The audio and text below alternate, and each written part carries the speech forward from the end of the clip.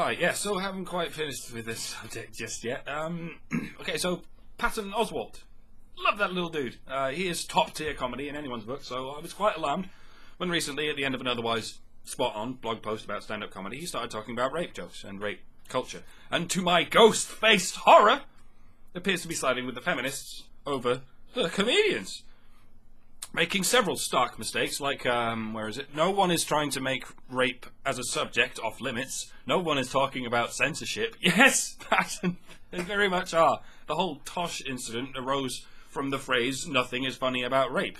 That's pretty much the title of the motion in this whole debate at this point. Further down he says something like, where is it? I've read enough viewpoints and spoken to enough of my female friends, comedians and non-comedians, to know it isn't some vaporous hysteria. Oh, comedians and non-comedians, good for you. But they're all female, are they? And they're all viewpoints. Any men come to you with any facts or statistics? No, you're not interested. And in the very next paragraph he says, I don't want to be on the side of the debate that argues only from its limited experience. That's exactly where you are, Patton. You just admitted it. You're a male interloper in a self-serving, narcissistic female ideology. But the real facepalm moment was, there is a collective consciousness that can detect the presence and approach of something good or bad in society or the world before any hard, quote, evidence exists. It's happening now with the concept of, quote, rape culture, which, by the way, isn't a concept, it's a reality. I'm just not the one who's going to bring it into focus. You see that? You see what you said there? There's no, quote, evidence for it, but it's definitely real. I can't explain why, nor can I link you to anyone who can, but yeah, it's totally real. Patton. There are many folks out there who commit muggings. These people are a problem, and although most of them are desperate lone wolves, no doubt there are a minority of muggers who talk amongst themselves about their exploits, even feel proud of it, even work together to cultivate their muggings. These are cultural muggers. How much more of a problem are they than muggers? If we took the culture away, what would be left? The lone wolves, the overwhelming majority of the muggers. Mugging culture may be a reality. Rape culture may be a reality, but so is ADHD a reality. It's just nothing like as big and ubiquitous as scared women think it is. And just like Ritalin is being abused to stop boys from harmlessly being boys, i.e. fidgeting, rape hysteria is being abused to stop men from harmlessly being men, i.e. saying words. No one is saying rape culture doesn't exist. See how easy it was there just to throw in the word no one? For every crime, there is a subculture of sociopaths who don't just commit it, but cultivate it. But problems arise beyond those subcultures when they are painted as the rule rather than the exception. Feminism paints a picture of a world in which ordinary men rape ordinary women all the time and get away with it. Even though no one can deny a man who rapes a woman could not possibly be more stigmatized. Even hardened criminals will reserve the highest, harshest punishment in the fucking prison bathroom for that kind of man. The only worse stigma is paedophilia. But why do we not hear the phrase paedophile culture? Because that would be obtusely avoiding the issue. Fuck the culture, we need to get the actual pedos. If you remove the culture, it will just come back as long as there are pedos. If you remove the pedos, it won't. If someone is capable of being convinced that rape is a good thing, that person's already a sociopath, and any culture they form around that belief is a symptom, not a cause.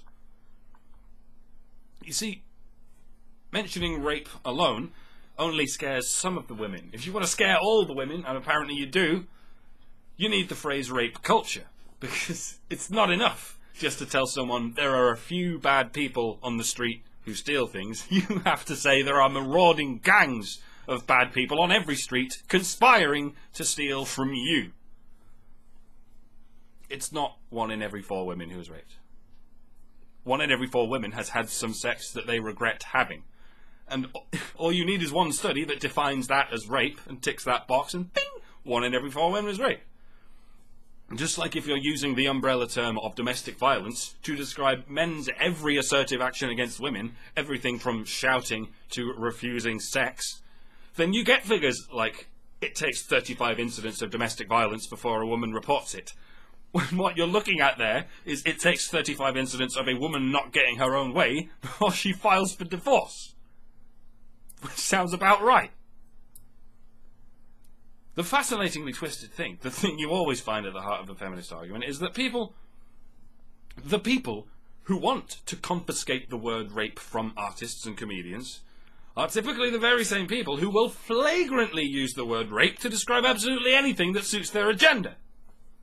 If you're going with the 1 in 4 figure, then you're asserting that a girl who was awkwardly fingered by her 14-year-old boyfriend for half a second is a victim of the exact same crime as a woman who was held down and forced into full sex by a stranger under a bridge. But no, rape is rape, yeah, fine, right.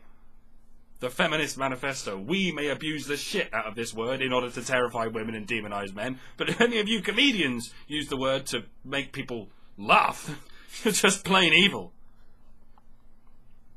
If there is a rape culture among us, one that is the rule rather than the exception, then it is not the rape culture which is forbidden by law, of which you speak. It is the rape culture that is enforced by law. The rape culture that leaves countless men raked across the coals and ruined with no legal recourse whatsoever whenever a woman has sex and wishes she hadn't. Women can lie to the police, to the jury, to everyone, and get away with it as long as it's a lie about rape. She can send an innocent man to prison for the rest of his life, and even if she's proven to be a liar, she will face no legal accountability for the destruction of that man's life. It is a power women have that has been grandfathered into the law since before it was written. That pattern is rape culture. That is hard, quote, evidence for it. And what do you know? I was the one to bring it into focus, and it wasn't difficult at all, because I'm not doing it with feelings, I'm not doing it with viewpoints, and I'm certainly not restricting it to female ones. I'm actually taking a look at the system. Because what women feel about the dangers out there does not proportionally reflect the actual dangers. On the contrary, the safer they are, the more restless they get. In reality, you will probably never meet a woman who has actually been unconsensually forced into sex. But you will meet several who think they were. Because the word rape can mean whatever a woman wants it to mean.